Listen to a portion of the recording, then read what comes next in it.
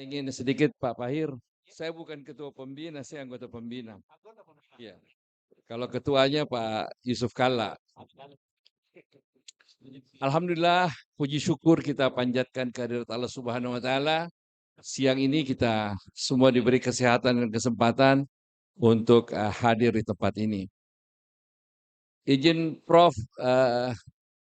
mewakili pembina, mewakili seluruh pengurus, saya ingin menyampaikan terima kasih kepada panitia yang telah membuat kegiatan-kegiatan ini dan tentunya rangkaian kegiatan Milad ke-28 Al-Markaz Al-Islami ini akan membuat masjid kita ini semakin aktif, semakin makmur. Insya Allah jamaahnya juga semakin makmur. Kalau kita bicara Al-Markaz itu ada dua nama, yang satu nama tapi dua orang. Sama-sama namanya Yusuf. Satu Jenderal M. Yusuf, satu Yusuf Kalla. Jadi Pak Yusuf yang menginisiasi ini, kemudian pada waktu pembangunan Pak Yusuf Kalla itu boleh dianggap pengawas, selalu ditanya tiap hari sudah berapa begini dan lain-lain. Nah ini tentu dengan kapasitas yang lain mewakili keluarga M. Yusuf, saya menyampaikan terima kasih kepada panitia yang telah menyelenggarakan ini. Sebenarnya kalau kita pikir-pikir, Prof, ini masjid kita yang peletakan batu pertamanya pada tahun 94. Ya, Prof ya. Itu dan awal penggagasannya itu pengumpulan dana tahun 94. Ini sedikit agak lain mungkin dengan yayasan-yayasan lain. Karena kalau yayasan lain biasanya digerakkan oleh pejabat yang masih aktif. Sedangkan Al-Markaz ini digerakkan oleh pejabat yang sudah pensiun. Pada saat itu tahun 93 Pak Yusuf sudah pensiun. Nah, alhamdulillah dengan tidak terlalu lama semua kebutuhan pembangunannya selesai dan bahkan sisa membangunnya juga masih ada, Prof. Jadi, mungkin sedikit melenceng dari tema lokomotif karena kalau orang Bugis bilang tas selentok apa Pahir dibilang lokomotif kan. Untung di Sulsel sudah ada kereta api ya, Maros baru itu.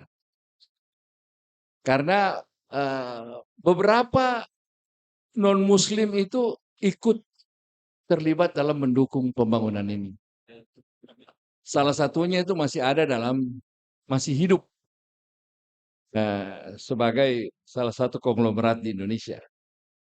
Saya bisa berbicara itu karena saya hadir bersama-sama di pembukaan ini dan saya pulang dari sini ke Jakarta bersama-sama dengan mereka. Nah, ini barangkali suatu keistimewaan buat kita semua. Karena namanya lokomotif peradaban, namanya lokomotif itu kan yang menarik semuanya. Yang menarik semuanya sehingga mudah-mudahan harapan kita masjid itu saya pikir-pikir sebagai apa ya? Sebagai pusat dakwah, sebagai pusat pendidikan, dan sebagai pusat ekonomi. Nah, insya Allah atau semua sekarang kita sudah laksanakan, teman-teman pengurus juga kita lihat kalau kita masuk tadi ada pameran travel yang barangkali baru pertama kita bikin ini ya.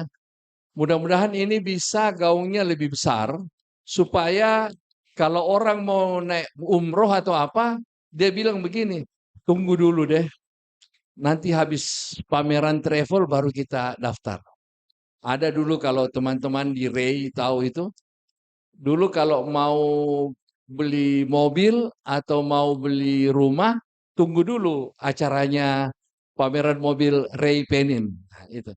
Bagaimana mungkin Pak Bendahara, Pak Ketua Panitia kita membuat supaya pameran umroh ini, travel ini bisa lebih masyarakat, dan kalau masyarakat mau ke tempat sini untuk ikut pameran, tentu ada lebih banyak kemudahan, lebih banyak harga yang mungkin lebih bersaing dibanding ke luar-luar. Mudah-mudahan sukses pamerannya, kita doakan bersama. Saya kira terima kasih narasumber yang sangat saya hormati. Mudah-mudahan masjid itu bukan cuma konsepsi pengembangan ekonomi, tapi kita eksekusi memang di sini. Alhamdulillah, teman-teman pengurus, kemarin saya diberitahu oleh Pak Wali Kota bahwa Dinas UMKM Kota itu sangat senang dengan pelibatan pernah kegiatan di sini. Mudah-mudahan dengan Al-Markas Al-Islami ada ini, kita bisa lebih meningkatkan perekonomian, utamanya teman-teman di UMKM. Saya kira demikian Pak Pahir, karena sudah dibuka, saya persilahkan. Lebih dan kurangnya mohon dimaafkan. Wabillahi taufiq wal hidayah. Wassalamualaikum warahmatullahi wabarakatuh.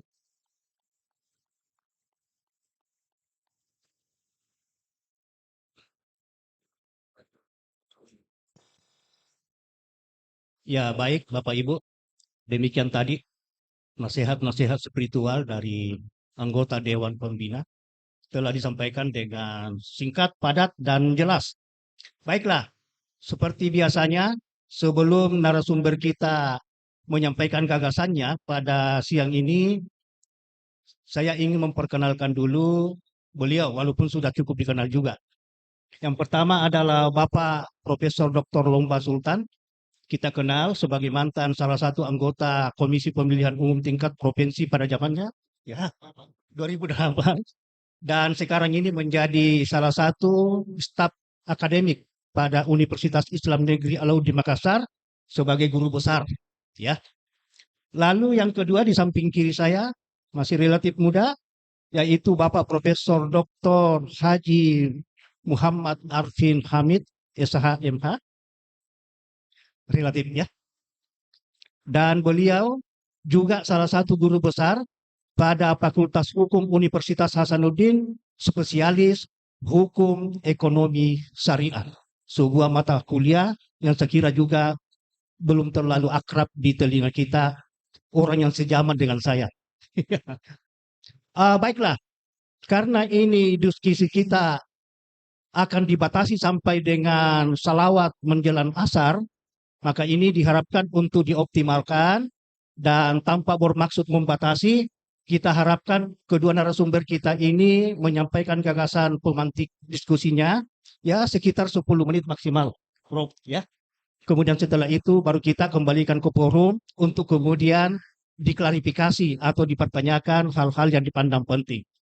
Namun sebelum saya serahkan ke para narasumber, tanpa bermaksud membatasi, sesuai dengan kita punya tema sentral, lokomotif, masjid sebagai lokomotif peradaban, maka kita harapkan Bapak Profesor Lomba Sultan akan mencoba mengelaborasi mengenai bagaimana hubungannya memakmurkan masjid dengan kebahagiaan umat. Atau dibalik, bagaimana kebahagiaan umat itu dapat memakmurkan masjid. Sekitar situlah kira-kira. Ya, lalu berikutnya kepada Pak Arfin, kita berharap memang bagaimana sebetulnya sumbangsi apa yang kita namakan dengan pengelolaan ekonomi syariah untuk menjamin terwujudnya kesejahteraan bangsa. Saya kira itu gambarannya Pak Prof. Dan kehormatan pertama kita dengarkan dulu dari Pak Lomba. Silakan Prof. Silakan.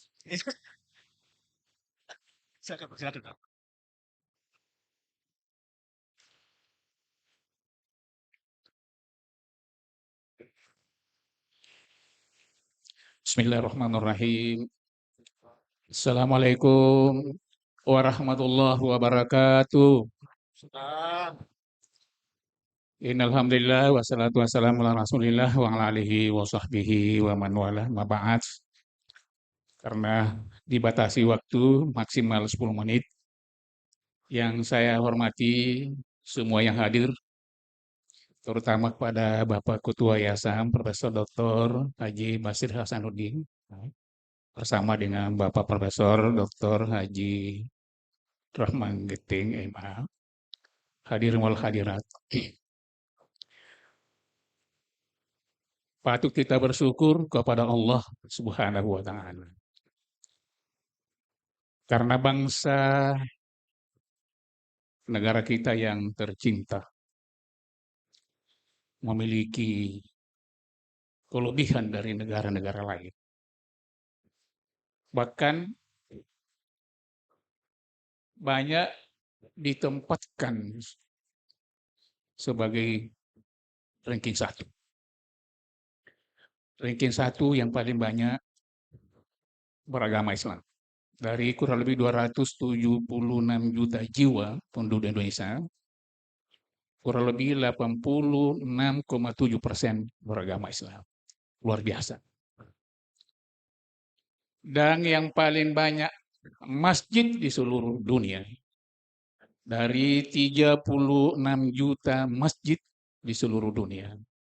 Alhamdulillah. Lagi-lagi Indonesia jauh dari negara yang lain. Data dari Dewan Masjid Indonesia yang diketuai oleh Bapak yang terhormat Pak Yusuf Kalla, bahwa jumlah masjid di Indonesia adalah kurang lebih 800.000.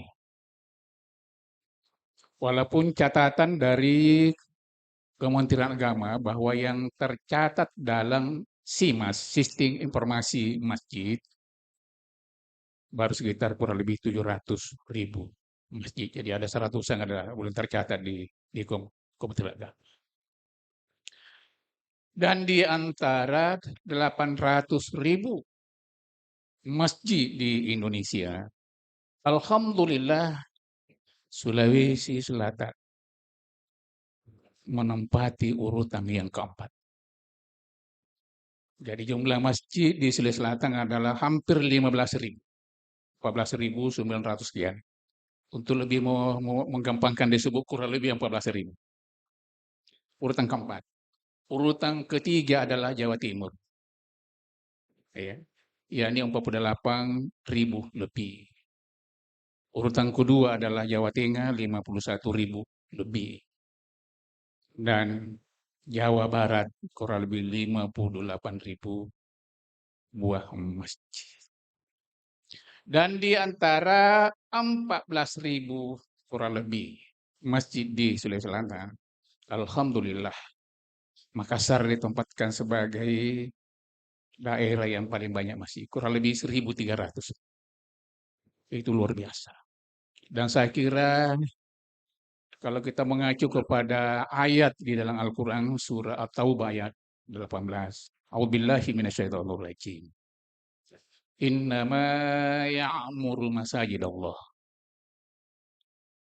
man amana billahi wal yaumil akhir wa aqamus salata wa atas zakata wa lam yakhsha illallah fa'asa ulaika yakunu minal muhtadin. Sesungguhnya orang yang memakmurkan masjid adalah yang pertama orang yang beriman kepada Allah dan hari kemudian. Yang kedua orang yang mendirikan sholat. Yang ketiga orang yang menunaikan ibadah zakat. Dan orang yang tidak takut kepada siapapun juga illallah. Kecuali hanya kepada Allah. Fa'asya ulaika yakunu minal muhtadin. Mereka-mereka diharapkan untuk mendapat petunjuk dari Allah Subhanahu wa taala. Surah At-Taubah ayat 18. Wa qala Rasulullah sallallahu alaihi wasallam, "Man bana masjidan lillah kamafhasi qadatin aw asgara banallahu lahu baitan fil jannah." Barang siapa yang membangun masjid karena Allah, walaupun hanya sebesar sarang burung, walaupun hanya sebesar sarang burung, au asgara, atau mungkin lebih kecil, maka Allah akan membangunkan sebuah rumah di dalam surga. Luar biasa. Ya. Yang memakmurkan masjid ini adalah bukan hanya yang membangun, tapi lebih-lebih adalah orang yang melaksanakan ibadah salat berjamaah.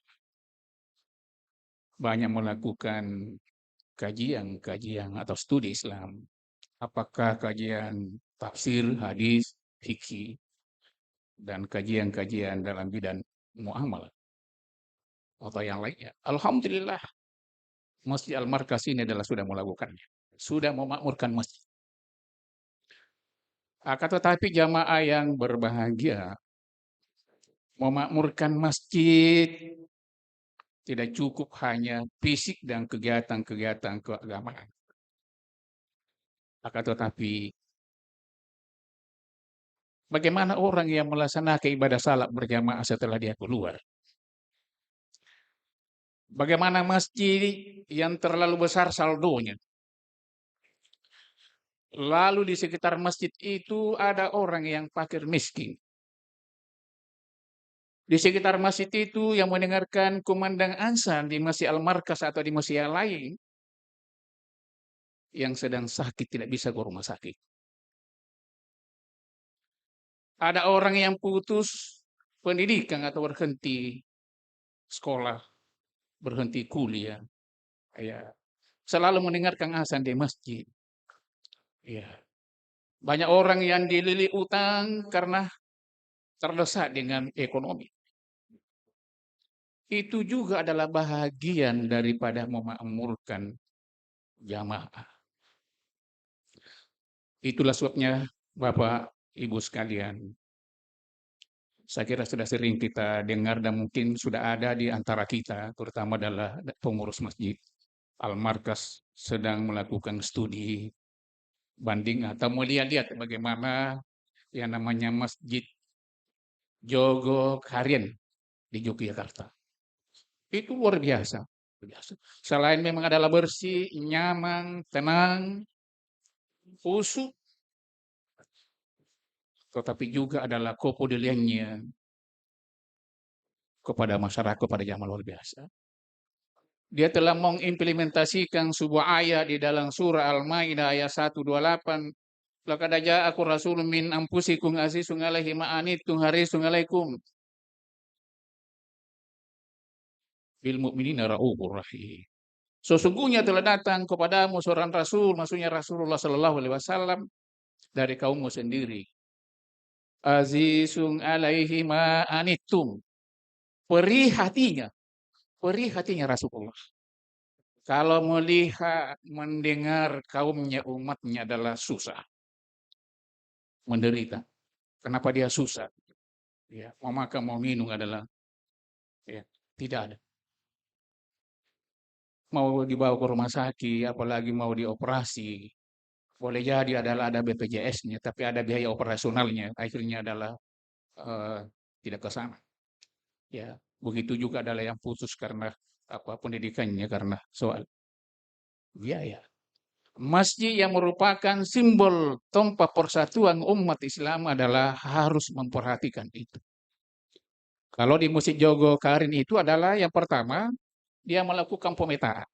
Memang ada tim khusus yang ditugasi untuk melakukan pemetaan sekitar masjid, berapa jaraknya tergantung dari kebijakan. Iya. Siapa di sini yang sakit, siapa di sini yang putus pendidikan, apa dan sebagainya. Iya. Yang kedua, kalau masjid itu dikelola dengan sebuah trust, sebuah kepercayaan, tidak susah Pak untuk mendapatkan bantuan. Sampai-sampai masjid di Jogokarian itu adalah begitu perhatian yang menjadi donatur baik dalam maupun luar negeri, sampai-sampai uangnya itu adalah seperti mata air.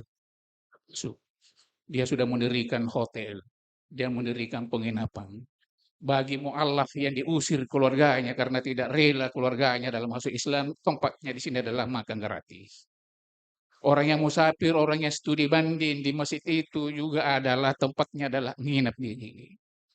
Ya, itu antara lain Bapak dan Ibu sekalian adalah yang namanya memakmurkan masjid dan memakmurkan jamaah. Tidak cukup hanya dalam ucapan, dalam teori. Ada masjid Pak yang saya tak betul karena saya tinggal di sekitarnya. 5 waktu salat itu Pak seperti adalah bulan Ramadan. Iya, hampir penuh. Iya, hampir waktu salat Jumat di masjid yang lain. Karena adalah kepengurusannya adalah buat melakukan pemetaan.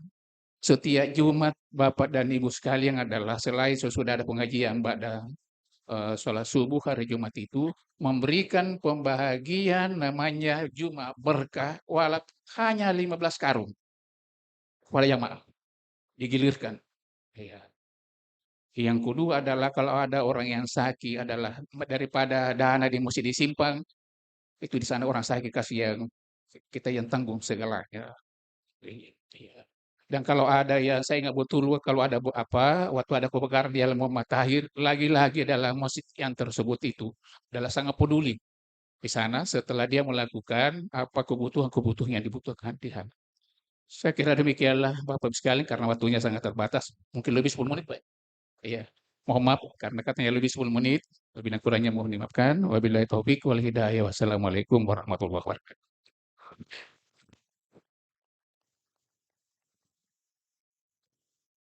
Ya, demikian pengantar singkat dari Prof tadi, dan saya pikir kita semua sudah bisa menangkap substansi dari apa yang telah disampaikan.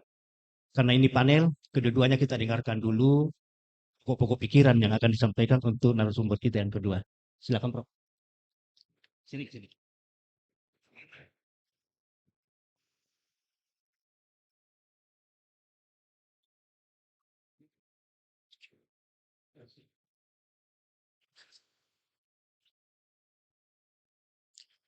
Bismillahirrahmanirrahim. Assalamualaikum warahmatullahi wabarakatuh. Alhamdulillah wahdah wassalatu wassalamu ala man la nabiyya ba'dah sayyidina Muhammadin wa ala alihi washabihi ajma'in. A'udzubillahi minasyaitonir bismillahirrahmanirrahim. Ya ayuhan nas kulu mimma fi ardi halalan thayyiba wa la tattabi'u khutuwati syaitan innahu lakum aduwwum mubin. Alhamdulillah yang kita hormati, yang kita banggakan, pembina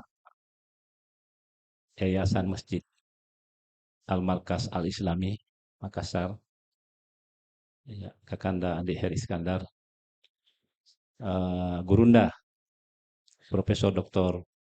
Haji Basri Hasanuddin MA selaku Ketua Yayasan, dan segenap pengurus yayasan yang hadir yang rahimahukumullah insyaallah. Panitia, moderator, para guru besar yang hadir, para alim ulama, para mubalik, juga semuanya insyaallah rahimakumullah. Kita semua dirahmati oleh Allah Subhanahu wa taala. Perkenankanlah di waktu yang singkat ini dalam diskusi publik masjid sebagai lokomotif peradaban. Saya kira sangat pas sekali. Apalagi masjid kita ini bukan sembarang masjid. Masjid yang terbesar di Indonesia Timur saya kira. Masjid yang sangat berpengaruh, sangat didengar oleh kawasan masyarakat Indonesia Timur. Semua ke depan, gaung masjid kita ini semakin terasa. Baik para hadirin yang saya hormati, kalau kita membaca, menyimak berita apapun itu, media apapun, sampai hari ini,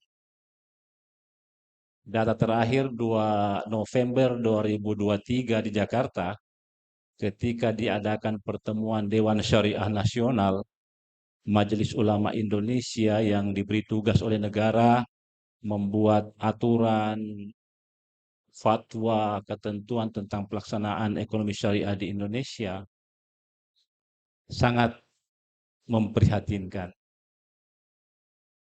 Kalau kita coba 1991 itu, bank pertama didirikan di Indonesia namanya Bank Muamalat sampai hari ini. Udah pernah terseok-seok juga. Tapi alhamdulillah sekarang sudah mulai tumbuh lagi. Berarti 30 3 tahun. 33 tahun kita berjuang mengembangkan bank syariah di Indonesia. Apa hasilnya Bapak Ibu sekalian? Kita hanya dapat 7%. 7,3 sampai November kemarin. 33 tahun, 7,3%. Berarti masih ada 96,7% itu konvensional. Artinya apa? Kalau kita mau dapat 15%, butuh waktu 66 tahun ke depan. Kalau kita mau 50%, butuh waktu 122 tahun ke depan. Mati ngasih maki. Ini apa ini? Ini mulai tergugah ini. Iya. 32 tahun kita hanya dapat 7%. Masih 824 triliun. Dengan bergabungnya 3 bank besar menjadi Bank Syariah Indonesia. Pertanyaannya, wah ini kita harus jawab semua ini. Kenapa bisa begitu? Data statistik kependudukan menunjukkan sensus 2021 penduduk Indonesia 272 juta. Berdasarkan agama 242 juta itu muslim. Berarti hanya lebih 30 juta itu yang tidak muslim di Indonesia. Itu data sensus 2021. Malaysia penduduk muslimnya tahun kemarin itu hanya 19 juta. Seluruhnya 61, sekian persisanya itu dibagi-bagi. Kita 240 juta. Luar biasa. Waduh. Itu banyak sekali itu 250 juta uang saja. Kalau kita punya uang 250 juta setengah mati di meja, enggak muat ini meja. Apalagi kalau orang itu Pak, banyak sekali. Data BSI ya, yang berkiprah menjadi nasabah di BSI baru 40-an juta. Itu tahun lalu. Kira-kira 40-an juta, mungkin ya 40-an juta lah. 30-40-an juta. Berarti masih ada 210 juta yang tidak berkiprah ke itu, Pak. Masih banyak sekali. Taruhlah 210 juta itu mungkin ada anak-anak, ada orang tua yang sudah pensiun, yang sudah apa, yang sudah tidak produktif gitu. Ya taruhlah 50 juta gitu. Ya, kira-kira masih ada 180 juta yang potensial sekali, yang produktif sekali. Itu baru 40-an juta yang berkiprah ke bank syariah. Waduh, miris sekali. Ya. Siapa yang salah ini? Apakah memang ekonomi syariah ini tidak ada kaitannya dengan keyakinan, dengan akidah gitu? Apakah memang ekonomi syariah tidak menghantarkan kita masuk surga? Apakah memang ekonomi syariah ini tidak membuat kita sejahtera selamat sehingga kita ogah-ogahan tidak peduli dengan ekonomi syariah gitu? Ini tantangan mubalik ini. Tantangan mubalik, pola dakwah kita juga harus kita pahami. Nah, jadi tahun lalu di Al-Markas di Cabang Ramadan saya mulai. Rupanya itu Pak jamaah sekalian, para alim ulama, memang mati dakwah kita terpotong gitu. Ya. Dakwah tentang zakat luar biasa, aqimus shalah wa atuz zakah. Dakwah zakat itu luar biasa sampai sekecil-kecilnya sampai pokoknya siapa yang berzakat dapat surga yang paling tinggi gitu. Tuntas itu. Iya. Tapi pertanyaannya, apakah memang zakat dipungut-pungut? Zakat kok. Tidak kan? Zakat itu ending dari sebuah proses. Apa itu? Bekerja, berusaha. Iya.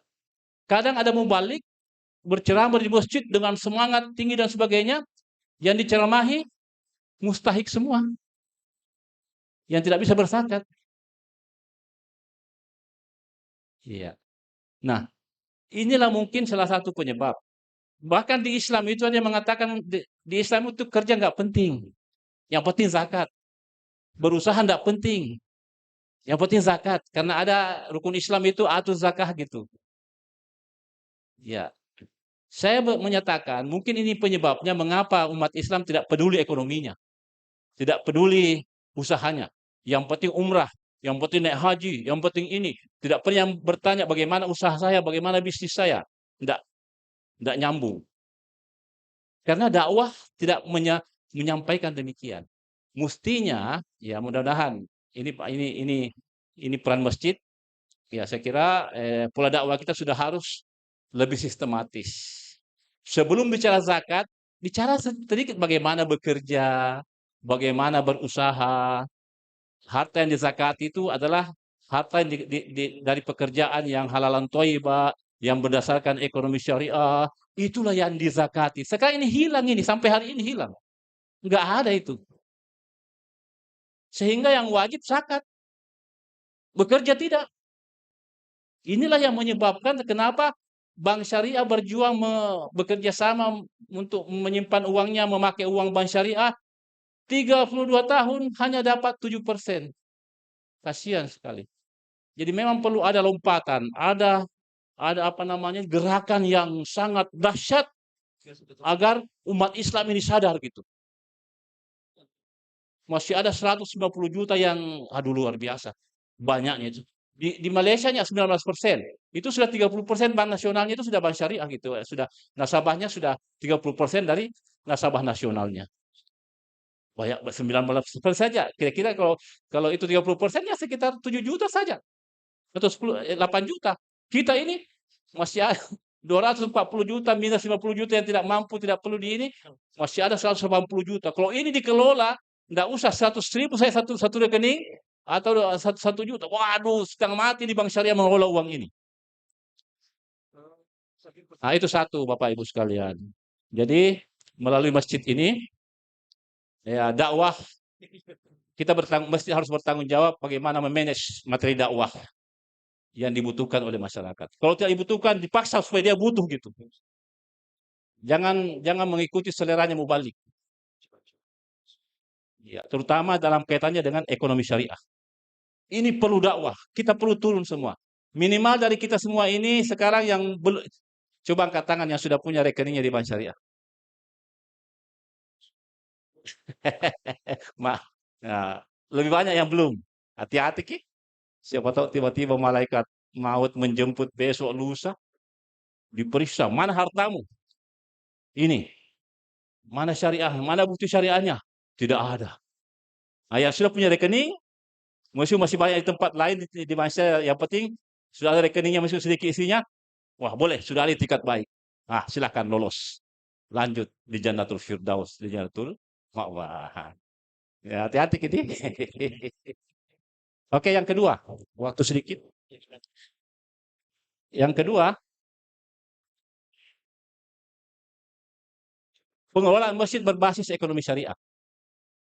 Pengelolaan masjid sampai hari ini, alhamdulillah berjalan berdasarkan sumbangan-sumbangan jamaah, infak, sedekah dan sebagainya. Sekarang amil zakat sudah hilang, nggak boleh lagi masjid, kecuali ada UPZ-nya. Kalau nggak ada UPZ-nya, pidana kalau kau terima uang zakat berdasarkan undang-undang zakat. Infak oke, masih masjid. Itulah yang dipakai menggaji imam, dipakai menggaji cleaning service, kebersihan dan lain-lain, bahkan perbaikan-perbaikan rutin dan sebagainya. Sampai kapan kita mau mempertahankan ini? Iya. Kalau saya mengusulkan, kemarin kami sudah mulai di MUI, Majelis Ulama Indonesia, kita lakukan klinik literasi bisnis syariah. Literasi praktis bisnis syariah. Kami undang 50 orang. Kami workshop 1 hari bagaimana cara berbisnis syariah. Bagaimana memulai, bagaimana merencanakan, bagaimana melaksanakan, bagaimana mengevaluasi, bagaimana mengembangkannya. Apa yang saya rasakan, Prof, Pak Pembina, apa yang kami rasakan, ada satu yang sangat berat bagi saya. Saya membuat WA kepada semua WA Muslim. Pokoknya semua ulama, apa semua. Tolong sampaikan ke saya, kalau ada pengusaha Muslim, ada perusahaan syariah yang dikelola betul-betul syariah, ada pengusaha yang betul-betul Muslim, tapi betul-betul menjalankan usaha syariah, tolong datang ke kami, saya mau jadikan narasumber di workshop tersebut. Sampai hari ini tidak ada Bapak Ibu sekalian. Iya, tidak ada. Karena memang kami katakan yang namanya usaha syariah itu bukan hanya ikut-ikut syariah, tapi kita mulailah pe- pe- pe- pembentukannya berdasarkan syariah, mekanismenya sesuai fatwa MUI, sesuai petunjukan OJK dan sebagainya, evaluasinya, pokoknya semua dalam koridor perusahaan syariah. Tidak ada Bapak Ibu sekalian. Nah, karena itu pada kesempatan ini masjid, bagaimana saya sudah membuat konsep, saya mau tawarkan ke DMI, bagaimana pengelolaan masjid berbasis ekonomi syariah. Sekarang Pak, data menunjukkan banyak masjid yang banyak sekali lahannya luas. Dibiarkan kosong melompong. Ya, saldonya 150 juta, 100 juta bangga. Ya, siapa yang mau kasih pahala itu 150 juta? Pengurus masjid. Iya, gaji imamnya pas-pasan. Iya, WC-nya tidak perlu dibersihkan. Keramiknya warna putih jadi warna coklat karena tidak perlu dibersihkan. Kalaupun dibersihkan pakai sapu lidi, padahal keramik dan sebagainya. Nah, saya menawarkan agar kita lakukanlah program khusus, mungkin di Al-Markas, mungkin di DBMI, klinik pengolahan masjid berbasis ekonomi syariah. Seperti kalau kita bicara ekonomi syariah, jangan kayak Yusuf Mansur Pak ya, jangan kayak Yusuf Mansur, sedekah. Sedekah dengan bisnis syariah itu kacau balau, akhirnya apa jadinya sekarang. Kalau sedekah ya sedekah. Kalau ekonomi ya ekonomi syariah. Sedekah tabarruk, ya dipisahkan. Nah, sekarang misalnya Al-Markas ini kan sudah ada. Saya dengar tadi ini dikasih infak. Nggak usah infak, langsung berekonomi syariah saja. Satu kali satu dia ini sewanya berapa? 100.000. 100.000 nggak usah lagi pakai infak berekonomi syariah, namanya akad rahan. Akad sewa. 2 hari misalnya 1 juta, 2 hari, 3 hari 3 juta. Langsung begitu disewakan. Tiap Jumat. Hari ini travel. Minggu depan mungkin obat-obatan, obat kuat dan sebagainya. Penuhi ini semua. Jadi bayangkan kalau 1 hari itu disewa misalnya 200.000, 300.000 saja, 10 sudah 3 juta Pak. Sudah bisa kali 4 minggu. Sudah bisa membiayai semua pengolahan. Tidak lagi berharap dari sumbangan celengan dan sebagainya. Celengan tetap. Celengan peruntukannya untuk dan sebagainya. Dan lain-lain yang ada pendidikannya kita kelola dengan baik. Mungkin ada di sini pendidikan pelatihan yang melahirkan orang profesional, pengurus masjid yang profesional. Ke depan nanti pengurus masjid itu kebanggaan, Pak. Sekarang malu lanjut pengurus masjid. Marbop, kesini. Apalagi kalau jadi menantu, Pak. Aduh, dipegang kepala kasih pengurus masjid, kasih. Ke depan ini profesi yang sangat bergengsi insya Allah. Kita antar ke sana. Ada persyaratan untuk menjadi pengurus masjid, ketua masjid dan sebagainya. Ya, karena itu kita lakukan ke depan pengelolaannya berbasis ekonomi syariah. Yang terakhir Bapak Ibu sekalian, ya tentu mungkin Bapak Ibu banyak pikiran-pikiran. Yang terakhir, mengapa melambat perkembangan ekonomi syariah Indonesia? Karena pelakunya formal. Pemerintah, kita berharap semua pemerintah, ya dana haji, pemerintah perebutkan. Apalagi sekarang ini UMKM, kita berharap dari uang pemerintah dan sebagainya. Tidak ada masalah, bagus. Padahal esensi ekonomi syariah itu salah satu aspek saja, satu komponen itu pemerintah membesarkan ekonomi, mengembangkan ekonomi. Yang terpenting adalah pelakunya adalah personal. Kita semua. Ya. Jadi saya mau jual beli dengan Bapak tanah. Bismillah, saya akan buat akad sesuai akad syariah. Bapak, saya mau sewakan rumah, Bapak datang. Tidak usah lagi pakai notaris-notaris yang biasa, pakai notaris syariah. Akad syariahnya itu sewanya berapa bulan, ini pakai ini. Bismillah, itu berekonomi syariah. Bapak punya uang 10 miliar, saya 5 miliar, kerjasama namanya musyarakah pribadi. Kita bikin seperti itu berdasarkan ekonomi syariah. Iya, berdasarkan syariah. Ada apa-apanya kita bersinggungan dengan bank syariah. Sekarang yang dihitung itu kita ke bank syariah semuanya, ke apa, akhirnya infiltrasi ekonomi syariah itu sedikit melambat karena pengertiannya formal. Padahal Nabi melaksanakan ekonomi syariah itu pribadi.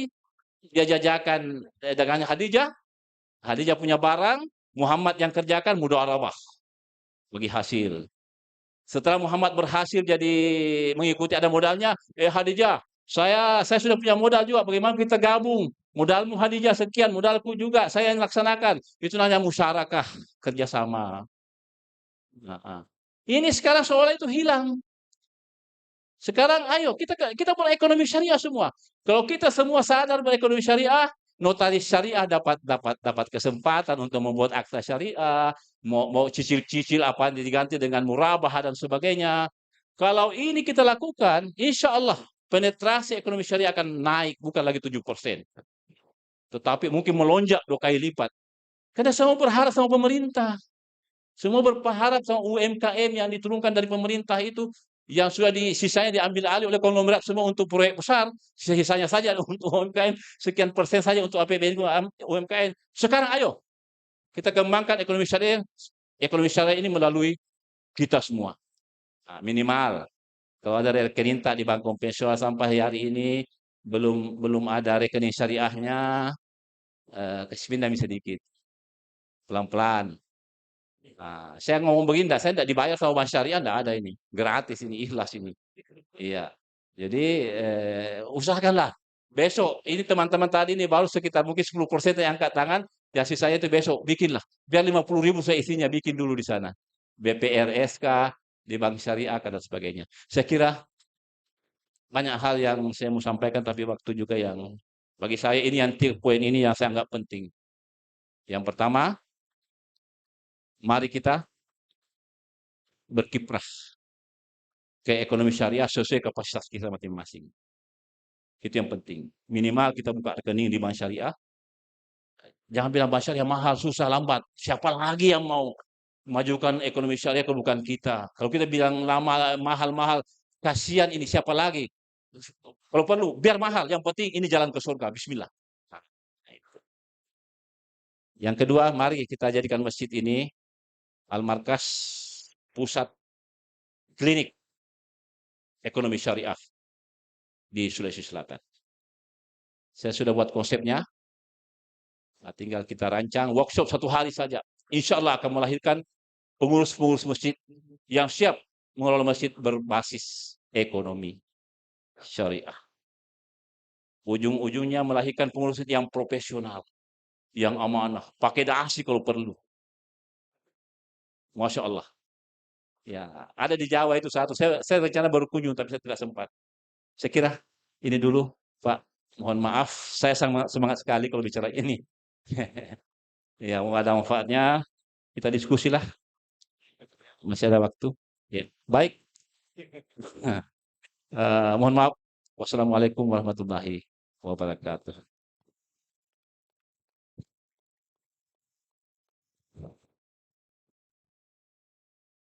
Jadi Pak Arvin ini semangatnya kita bisa rasakan ya. Sekaligus juga kegelisahan. 33 tahun yang lampau kita bicara tentang ekonomi syariah, hasilnya sampai hari ini baru 7%. Ya. Jadi ada sebuah fakta yang sangat paradoksal. Umat Islam yang terbanyak, tetapi prinsip-prinsip pengelolaan ekonominya baru sampai 7%. Ini tantangan ke depan. Bagaimana bisa memastikan, sebagaimana semangat tadi, bahwa dimulai dari masjid. Baik, saya pikir banyak pikiran-pikiran banding yang kita perlukan, dan tentu Bapak Ibu semua sudah siap bisa bertanya, bisa juga memberikan pikiran-pikiran yang berbeda, atau meminta sekedar klarifikasi, boleh juga. Dipersilakan kepada siapa saja yang ingin memulai untuk bicara. Saya data dulu ya. 3 orang pertama dulu. Jadi yang pertama ini Pak Prof dulu. Yang kedua Pak Saman. Kemudian yang di belakang. Yang kemudian yang hitam ya. Baju hitam. Jadi 4 orang dulu. Baik. Bisa ada yang minta tolong untuk antar ini mic? Bos. Oh, ada udah ya. Prof dulu. Habib, Prof, silakan. Ya. Terima kasih. Assalamualaikum warahmatullahi wabarakatuh. Menarik sekali apa yang disampaikan oleh kedua narasumber tadi. Eh, dalam hal pengembangan masjid sebagai lokomotif peradaban. Banyak hal yang sudah dilaksanakan untuk mewujudkan bagaimana memfungsikan masjid ini sebagai pusat ibadah, dakwah, dan pengembangan ekonomi umat.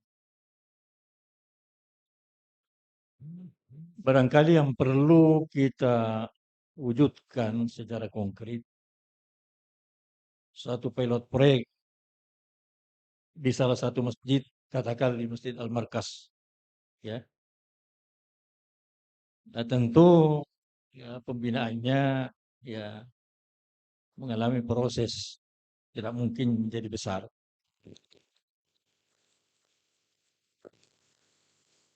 Dengan prinsip-prinsip yang sudah jelas pengembangannya. Ya. Bagaimana mengembangkan masjid itu sebagai pusat ibadah, sebagai pusat dakwah, dan pengembangan ekonomi umat. Yang pertama, sebagai pusat ibadah, ini memerlukan potensi yang sangat dibutuhkan, yaitu generasi muda. Kalau kita lihat masjid itu tidak hanya melihat kemegahannya, tapi bagaimana program yang ada di dalamnya untuk mewujudkan satu masjid yang ideal menjadi pusat ibadah, ya, pusat peradaban, dan pusat ekonomi dengan memperankan generasi muda. Jadi kalau perlu masjid itu ada ruangan-ruangan yang menarik yang dikelola oleh pemuda. Kenapa? Karena pemuda inilah yang menentukan masa depan umat. Kita ini seperti saya, Pak Basri ini ya, yang sudah di atas 80-an tahun, saya menunggu saja ya, panggilan Allah Subhanahu wa taala.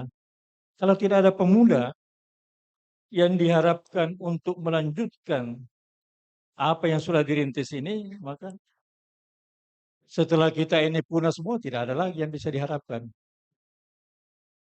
Oleh karena itu saya ingat sekali apa yang menjadi ide dari ketua Pak JK itu sejak dulu, mengharapkan agar supaya pemuda itu didekatkan masjid. Karena perlu ada kegiatan olahraga di situ, di mana pemuda-pemuda di situ ya mewakili Al-Markas. Ya. Jadi tidak misalkan seperti yang banyak dilakukan masjid, menjauhkan pemuda dari masjid. Ya. Sehingga yang menghidupkan masjid itu hanya orang tua saja. Nah, ini kan sangat berbahaya ini. Kalau orang tua nanti sudah tidak ada, bagaimana masjid kita ini? Jadi peran pemuda harus betul-betul dibina dan dimanfaatkan. Yang tentu dibarengi dengan kegiatan pendidikan. Pendidikan yang memiliki peran untuk melahirkan generasi-generasi umat yang diharapkan ke depan. Ya. Jadi generasi umat, ya. Oleh karena itu perlu ada peran mereka yang pernah belajar di Al-Markas, alumni-alumninya, ya. Karena itu sejak almarhum Jenderal Muhammad Yusuf, sekali waktu beliau datang dengan kursi roda, saya dipanggil waktu saya Ketua BPH Pendidikan. Pak Rahman, apa yang akan dilakukan untuk mengembangkan pendidikan ini? Sehingga tidak hanya taman kanak-kanak terus. Ya. Kalau perlu kita membuat lembaga pendidikan yang bertingkat ke atas. Ya. Ya, sampai hari ini belum bisa kita wujudkan. Barangkali ini satu hal yang perlu diprogramkan ke depan. Kalau kita menginginkan Masjid Al-Markas ini ya hidup sepanjang masa. Ya. Sebab kalau mengharapkan dari kita-kita ini ya kita tidak tahu besok atau lusa sudah berakhir siapa lagi yang meneruskan. Yang terakhir yaitu tadi bagaimana menghidupkan masjid ini melalui modal finansial dengan menjadikan Bank Syariah itu sebagai ya unsur pertama di dalam pengembangan dana dalam pengembangan ini barangkali perlu pihak yang berkompeten dari Bank Syariah ini untuk melakukan suatu usaha bersama dengan masjid, mendorong mereka untuk menghidupkan Bank Syariah sekecil apapun juga seperti yang dikemukakan tadi. Ya. Sekecil apapun juga saya yakin kalau ini dibina secara kontinu akan menjadi besar nanti. Ya. Sebab kalau kita hanya apa saja mengeluh saja bahwa ini hanya 7% dan sebagainya, tidak dibarengi dengan usaha yang konkret dari bawah, maka kapan bisa terwujud? Saya kira itu dari saya. Ya, terima kasih. Assalamualaikum warahmatullahi wabarakatuh. Salam. Terima kasih Prof. Rahman Keter, sekira masukan yang sangat produktif ya. Baik, kita kumpul dulu. Pak Saman, silakan. Iya, iya. Terima kasih. Assalamualaikum warahmatullahi wabarakatuh. Alhamdulillah, syukurlah wala haula wala quwwata illa billah. Terima kasih Pak Moderator atas kesempatan ini. Ada dua hal yang saya mau sampaikan. Yang pertama, saya teringat kira-kira 20 tahun lalu kegiatan diskusi bulanan di Al-Markas ini sering dilaksanakan. Dan saya senang bahwa hari ini kegiatan itu kembali hidup. Mudah-mudahan secara kontinu nanti bisa dilaksanakan. Saya masih ingat waktu itu masih hidup Prof. Saleh Putuhena sebagai salah satu narasumber. Saya pernah ikut beberapa kali, tetap tepat di ruangan ini dilaksanakan. Dan alhamdulillah pada milad kali ini pengurus Al-Markas ada inisiatif untuk melakukan diskusi seperti ini. Yang kedua, saya tertarik dengan apa yang disampaikan oleh Prof. Arfin Hamid mengenai data-data bagaimana bank syariah itu mengakses dana dari masyarakat dan sebagainya. Kurang lebih juga 20 tahun lalu ketika kami melakukan kegiatan investasi, ternyata perbandingan antara interest yang diberikan oleh bank syariah dengan bank konvensional itu jauh lebih tinggi. Sehingga wajar saja kalau memang banyak orang yang menghindari bank syariah. Usul saya kalau misalnya ini bisa kita laksanakan secara bersama-sama, dibutuhkan pemimpin ya yang bisa memihak pada kebijakan, mendorong bagaimana bank syariah ini bisa lebih hidup, lebih masif pergerakannya dibanding dengan bank konvensional. Makanya memilih pemimpin itu tidak gampang. Ya. Kita butuhkan pemimpin yang punya pemikiran seperti itu. Karena apa? Kalau ini diserahkan ke mekanisme pasar, betul yang disampaikan oleh Prof. Arfin bahwa kita butuh sekian puluh tahun untuk bisa mengakses lebih tinggi lagi. Saya kira ini yang saya bisa sampaikan. Mudah-mudahan kita bisa bicarakan lebih lanjut. Mudah-mudahan ada manfaatnya dan kalau ada kekurangan saya mohon maaf. Kemudian setelah ini saya mohon pamit karena ada kepentingan saya juga di tempat lain. Sekian wabillahi taufiq wal hidayah. Assalamualaikum warahmatullahi wabarakatuh. Waalaikumsalam. Pak Sahman ini Bapak Ibu salah satu pengurus IKA Pusat Unhas ya. Tolong diperkenalkan nama Adinda ya. Iya, bismillah, assalamualaikum warahmatullahi wabarakatuh. Nama saya Hilmi Ismail, asal Sidrap. Saya ingin bertanya, sebenarnya permasalahan masjid kita sekarang, masjid-masjid kita sekarang adalah yaitu mengelola uang saldo kas. Sedangkan kalau kita mau pikir, ini usulan saja Pak Profesor dan para pembicara. Kalau kita mau manfaatkan, sebenarnya masjid-masjid ini kita bisa membuat rumah sakit dari dana masjid. Seperti Bapak bilang tadi, di Makassar saja jumlah masjid ada 1.300. Kalau kita ajak kerjasama, kasih dalam 1 bulan itu 1 juta misalnya, kira-kira berapa dana kita dapat? 1,3. Kita bisa membangun rumah sakit secara gratis. Cuma sekarang permasalahannya Pak, dananya banyak 40 juta, dirombak lagi. begitu masjid-masjid lain berombak lagi. Bagaimana kita bisa menawarkan dan kita akan membangun rumah sakit dan insya Allah akan gratis bagi jamaah-jamaah dari dana masjid misalnya itu. Belum lagi kita bicara seluruh Sulawesi misalnya, seluruh Sulawesi Selatan 15.000, 15 miliar. Kita khususkan misalnya tahun ini untuk Makassar dulu, tahun depan baru dan seterusnya. Saya yakin insya Allah bisa membangun rumah sakit dari dana-dana masjid insya Allah. Itu dari saya. Sekian, mohon maaf kalau ada ucapan saya yang tidak berkenan dalam hati Bapak. Assalamualaikum warahmatullahi wabarakatuh. Ya, makasih Ismail. Tolong mic-nya didorong ke belakang. Ya, silakan Pak, namanya diperkenalkan. Bismillahirrahmanirrahim. Assalamualaikum warahmatullahi wabarakatuh. Nama saya Nurul. Coba. Ketika kita berbicara bahwa masjid sebagai lokomotif peradaban, maka tidak terlepas daripada ada 3 titik pokok di situ, yaitu pengembangan ekonomi syariah. Cuma di sisi lain kita harus melihat dulu apa-apa yang bisa dikembangkan dalam masjid.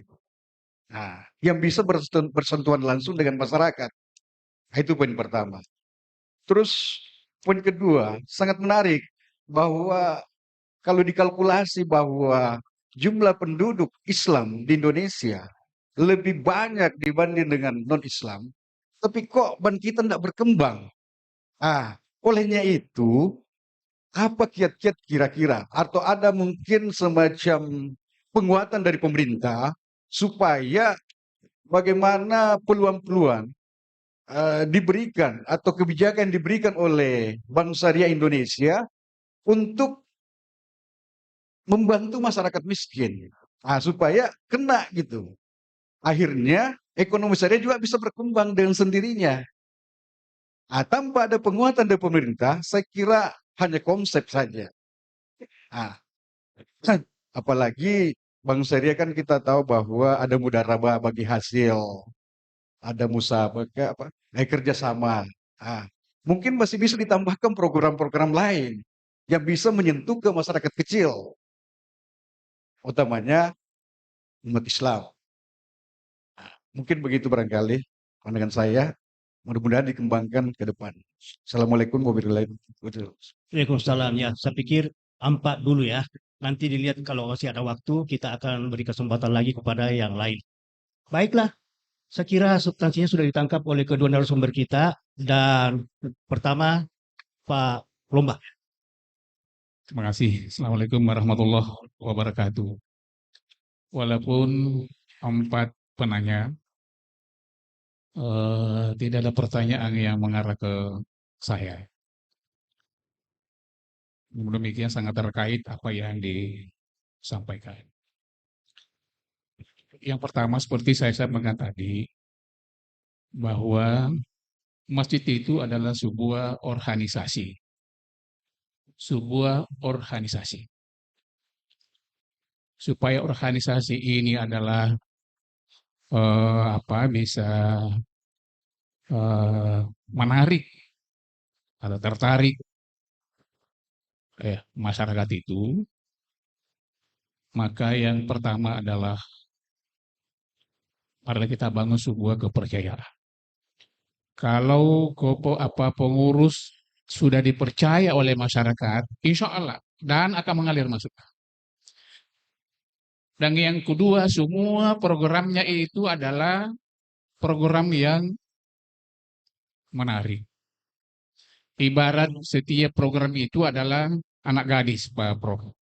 Kalau anak gadis dan anak gadis adalah yang seperti selebriti, ya semua orang yang akalnya akan tertarik, ya. Maka insya Allah, ya. Saya kadang-kadang maaf ya, kalau saya mengatakan bahwa banyak di antara kita, terutama barangkali yang luar itu adalah ego di dalam melaksanakan ibadah. Ya, yang saya masukkan di situ adalah ego, adalah sudah melaksanakan sebuah kewajiban, misalnya menaiki ibadah haji, hukumnya wajib 1 kali saja. Kedua, ketiga kalinya hanya sunat. Sementara di luar sana itu banyak sekali yang wajib yang harus diperhatikan. Ya, termasuk masjid. Ya, masjid. Kalau kita jalan Pak ke bagian selatan ini, mulai lewat Kota Takalar sampai ke sana, akan kita dapati Pak orang yang minta, ya, yang berdiri di pinggir jalan itu, bahkan di tengah jalan, ya, untuk minta sumbangan masjid. Coba seperti apa kita kalau kita ke sana itu? Sebelah kanan, sebelah kiri banyak sekali masjid yang sedang dibangun atau yang sedang direhab. Wahai umat Islam yang sudah mendaftar haji dan diperhitungkan ada nanti 20-30 tahun yang akan datang baru kena giliran, yang kedua kalinya kalau bisa adalah dananya ditarik. Dananya ditarik. Karena itu kan melaksanakannya sunat. Karena sudah satu kali adalah wajib.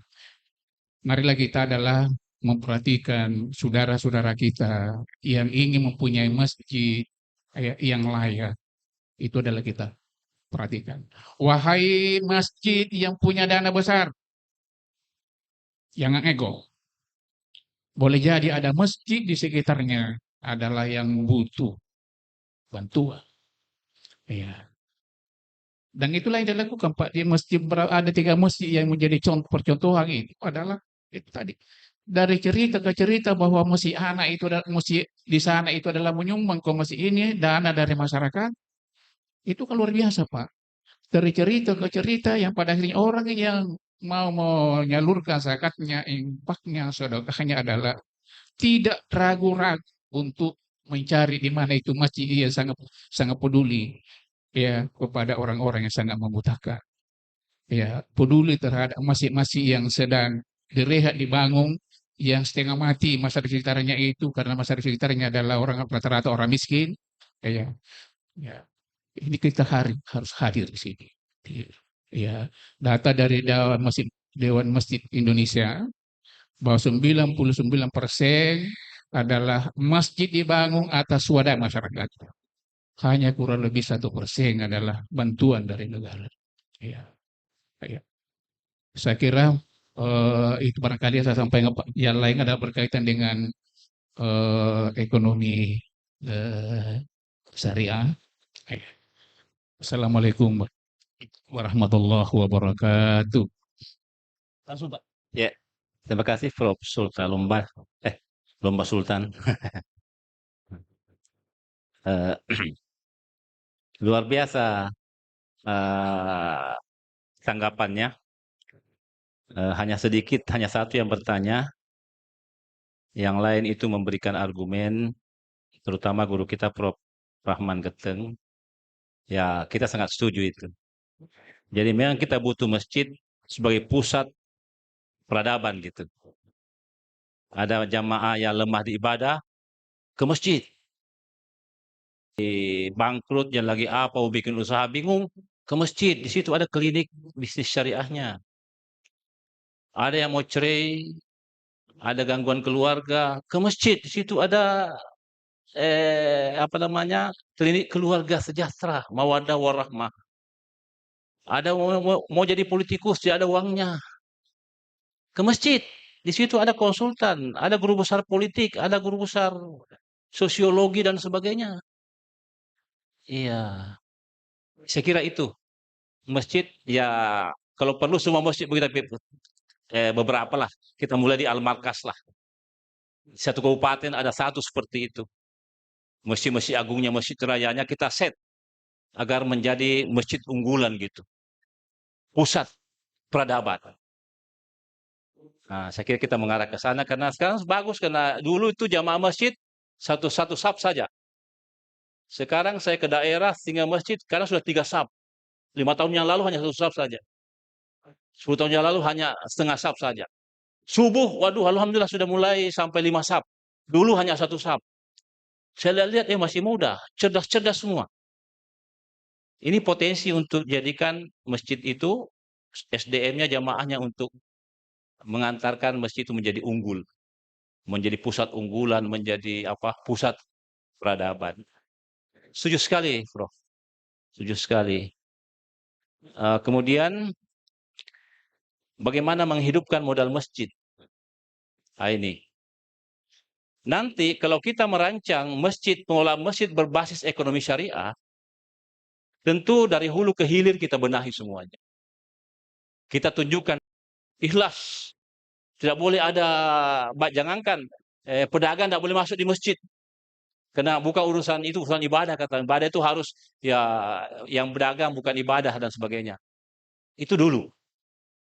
Sekarang itu sudah harus diliterasi agar tidak begitu. Jadi pengelolaan masjid selain sumbangan, ya misalnya ada yang terkumpul 100 juta, lahannya banyak, ya siapa tahu bisa bikin warkop ya. Nah sekarang contoh warkop. Habis saat subuh kita kumpul di Asyara. Yang dari teman Pak Bambang, habis saat subuh ya kita kumpul di Asyara situ, ngopi. Yang dari mana? Yang dari Tanjung, datang juga ke situ, ramai penuh. Alhamdulillah karena Muslim juga. Warkopnya ramai, sudah bikin 4 cabang, sekarang sudah 5 cabang, alhamdulillah. Sekarang, kenapa Al-Markas misalnya tidak merancang warkop di sini yang standar, kopi Arab, madu Arab dan sebagainya, yang tidak kumuh, yang bagus, yang cantik, yang menarik. Habis salat subuh jamaah tidak kemana-mana. Langsung di situ ngopi sampai jam 6, pulang ke rumah mandi, antar anak dan sebagainya. Bagi hasil. Luar biasa. Duhur lagi, misalnya kantoran. Jam duhur kan misalnya 12.15. Mereka setengah 12 sudah izin. Bisa ngopi-ngopi lagi sebelum duhur gitu. Iya. Asar lagi capek bekerja sebelum pulang ke rumah. Misalnya mampir ngopi lagi sebelum pulang ke rumah. Masya Allah. Ya. Apakah itu salah? Nah, enggak salah. Saya kira sudah mulai sekarang, sudah dimulai. Bagaimana uang masjid? Bisakah digunakan untuk itu? Ya nanti itu kalau jadi ini masjid, karena ini sumber masalahnya kalau di situ puluhan orang yang mau bicara soal uang itu, puluhan juga pendapat gitu. Nanti caranya, ya setiap masjid itu kita bentuk dewan pengawas syariahnya. Ada dewan yang menangani, ada dewan eksekutifnya, dewan syariahnya, ada dewan eksekutifnya. Itulah eksekutif yang ketua yang mengawas. Kalau yang di bawah yayasan nanti. Ya, dewan syariah lah ini yang membahas apakah uang masjid itu bisa dijadikan modal investasi dengan jaminan insya Allah akan mendapatkan keuntungan dan seluruhnya. Kalaupun rugi ya apa boleh buat. Itu hukum Allah gitu. Ya, dari situ disepakati. Bayangkan kalau 100 juta, bikin loss saja di situ 20 juta. Atau 15 juta, kasih rapi-rapi sedikit. Setiap Jumat dia bikin apa, jual apa di situ, gula, jual sarban, jual apa. Ya, mungkin juga ada 1-2 orang kita latih menjadi pegawai di situ yang jujur, yang amanah dan sebagainya. Ya, besok-besok mungkin ada yang lain. Banyak sekali masjid yang pekarangannya luas sekali. Yang tidak ada pekarangannya bagaimana? Kita bikin proyek konsultan, pendidikan apa yang bagus supaya jamaah yang ada di situ bisa yang musaki yang banyak uangnya bisa membantu lebih dan sisanya bisa digunakan untuk pengelolaan masjid. Yang paling bagus sekali Bapak Ibu sekalian, setiap masjid itu bertanggung jawab atas fakir miskin yang ada di sekitar masjidnya. Kerjasama dengan Pak Lurah. Ya, kalau ini masjid bertanggung jawab atas orang miskin di sekitarnya, tidak ada masjid yang terlantar, tidak ada fakir miskin yang terlantar. Saya sudah pernah hitung. Sekarang fakir miskin nanti mau dibagi-bagi itu baru datang. Ya, kalau mau lebaran mau apa baru datang semua. Jadikan persyaratan fakir miskin yang tidak pernah ke masjid tidak dikasih sumbangan, tidak dikasih bantuan. Kalau perlu buat kayak buku jurnal itu kayak anak SD itu masjid Pak Iman tanda tangan kode. Pasti ramai masjid, Bapak Ibu sekalian. Apalagi kalau sudah UMKM-nya, ada modal sedikit, misalnya 2 juta itu kerjasama dengan bank, dengan pemerintah apa, ya satu keluarga kita data, satu keluarga miskin misalnya ini 5 orang, ini, kita kasih 5 juta misalnya, boleh tepuk tangan dia itu Pak, lompat-lompat itu. Daripada menunggu Ramadan hanya dapat 100.000 beras 5 liter. Tunggu tahun depan lagi. Ini contoh saja. Jadi harus ada dewan syariahnya gitu. Dewan syariah itu ulama di situ, kalau perlu minta bantuan sama majelis ulama memberikan fatwa itu. Nah, kemudian Pak Ismail Sidrap, uang masjid dikelola bisa, uang masjid dikelola, pengelolaan ya. Saya kira pengelolaan masjid ya selama ini kan untuk pengelolaan masjid ya. Nanti kalau sudah ada Kalau berbasis ekonomi syariah, pendapatan pertamanya itu sumbangan, infak, yang kedua hasil usaha masjid. Ya, imam juga sekarang banyak penghafal Quran, Pak. Rumah tahfidz menjamur. Tidak ada pelemparannya, Pak. Mau dikemanakan itu? Tamat. Ada resikonya rumah tahfidz itu, Pak. Memang isunya bagus, menghafal Quran, tapi ada resiko ke depannya, resiko ekonominya. Penghafal itu, Pak, laku kalau bagus suaranya, bagus lagunya. Penghafal tidak bagus suaranya, tidak bagus lagunya, siapa mau menjadikan jadi imam? Itu resiko. Saya alumni dari situ, Pak. Makanya saya tidak laku-laku, ya suara aku kurang bagus. Iya. Jadi jangan kita terhanyut dengan hafal Qur'annya, apa dan sebagainya, akhirnya lupa perhitungan yang lain. Yang tidak bagus-bagus suaranya ya. Makanya wajibkan sekolah, Pak. Jangan tahfidz tidak sekolah, aduh kasihan anaknya orang. Tidak sekolah. Kasih sekolah ya yang tidak bagus sekolah, ijazahnya kan bisa di apa? Nah, makanya ditambah di situ pendidikan ekonomi syariah lagi untuk bisa bisnis mandiri, bisa apa dan sebagainya. Ekonomi syariah, penduduk Islam yang banyak tetapi kurang berkembang, tadi salah satunya hanya 3 tadi saya sampaikan, banyak sekali, Pak. Belum ada penceramah yang saya dengar bahwa ekonomi syariah itu wajib hukumnya, tidak ada. Yang wajib itu zakat. Coba tunjukkan, pernah tidak dengar Bapak bahwa ada penceramah di sosial ini berekonomi syariah itu wajib hukumnya, ada nggak? Tidak ada, Pak. Bagaimana mau ya mau meninggalkan kebiasaan-kebiasaan yang tidak yang menuju ke syariah? Karena memang tidak ada. Sebenarnya ada waktu khusus nanti sampaikan ini, Pak. Wajib hukumnya tidak masuk surga Pak kalau tidak syariah kita punya kehidupan. Ini contohnya, Pak. Ini baju yang kita pakai sholat ini pastikan bahwa ini halalan thayyibah. Apa itu ekonomi? Kalau ada nanti bajunya dari mana itu? Oh, dari paslon. Hati-hati Ki, tidak itu masalah itu. Baju koko, songkok, lengkap. Dari mana? Paslon, salah satu paslon yang kasih. Bagaimana kesyariahannya itu? Makanya orang dulu itu, kalau dia mau salat, ada bajunya khusus. Ada songkoknya khusus, ada sarungnya khusus, ada tikar sembahnya khusus. Walaupun dia kemana, pulang ganti. Nanti saya tahu, oh ternyata ini orang tua, pastikan bahwa apa yang mau dipakai itu halalan thayyibah. Karena innallaha thayyibun la yaqbalu illa thayyibah. Allah Maha Suci, hanya menerima dari hambanya yang suci pula. Makanya Bapak kalau pergi ke masjid, Pak, pastikan ini halalan thayyibah, Bapak ya. Kalau perlu, dari mana ini? Oh, dari hasil mengajar. Oh, dari kerja, mulai pagi sampai sore. Nah, itu yang diberikan baju, Pak. Pakai ke amal kas. Insya Allah diterima amal ibadah. Ya itu, oh ada. Oh, pemberian dari paslon. Simpan dulu. Jangan aku dulu kau nanti. Ya. Sujud. Makanan yang masuk harus halalan thayyibah. Nah, jadi ini wajib hukumnya. Nah, terakhir, dalam Al-Quran, aqimu as-sholah, laksanakan zakat, perintah. Atu az-zakah, tunaikan zakat. Wahajil bait, tunaikan haji. Itu perintah semua. Uslubnya, gaya bahasanya fil amar. Sekarang, yang ekonomi yang mana? Ya ayuhan nas dalam surah Al-Baqarah 172.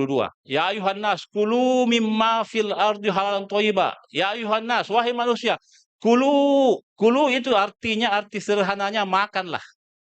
Kulu makanlah. Berarti perintah kan? Sama dengan atu az-zakah, laksanakanlah zakat wajib.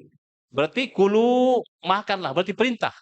Wajib makan yang halal. Gitu.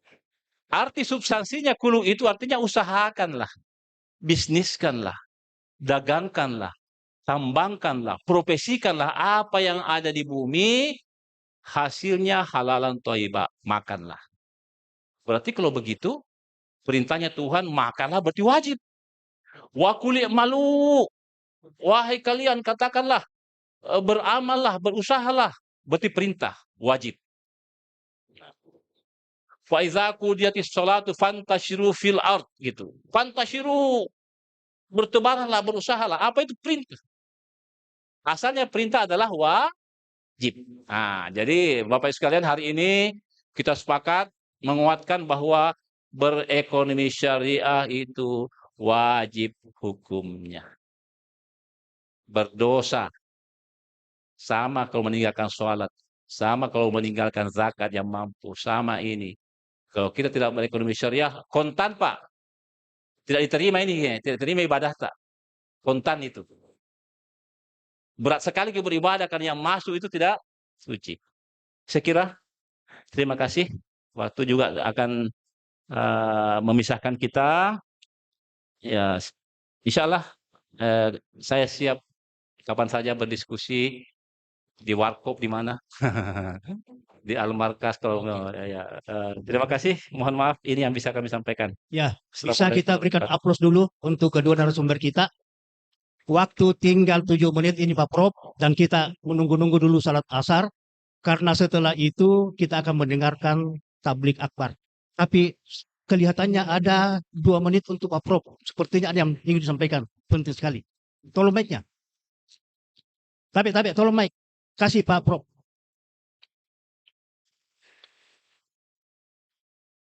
Terima kasih. Ada barangkali usaha yang perlu dilaksanakan. Saya kadang-kadang pesimis, Pak. Di kalangan teman-teman yang bahkan profesor dalam bidang agama, kita berbicara tentang bank syariah dan mendorong untuk masuk ke bank syariah, dia katakan, percuma. Sama aja itu dengan bank konvensional. Sana juga ada bunga. Saya katakan, mestinya Anda ini memberi penjelasan tentang bunga itu kepada mereka, teman-teman yang lain, sehingga simpati. Nah, kalau Anda sudah berpikir begitu, siapa lagi yang bisa? Ini barangkali perlu bagaimana mengantisipasi kondisi-kondisi yang semacam ini. Ya, ini banyak Pak. Di antara teman-teman kita kalau kita bicara tentang bahasa syariah, itu jawabannya. Terima kasih. Ya, baik. Maaf panas, kita wajib untuk menunggu salat asar lebih bagus, karena nanti ada acara yang lebih besar. Namun 2 nama tidak boleh kita lupakan. 2 Yusuf. Satu Yusuf pengusaha dan satu lagi Yusuf jenderal. Jangan coba-coba lupakan sejarah.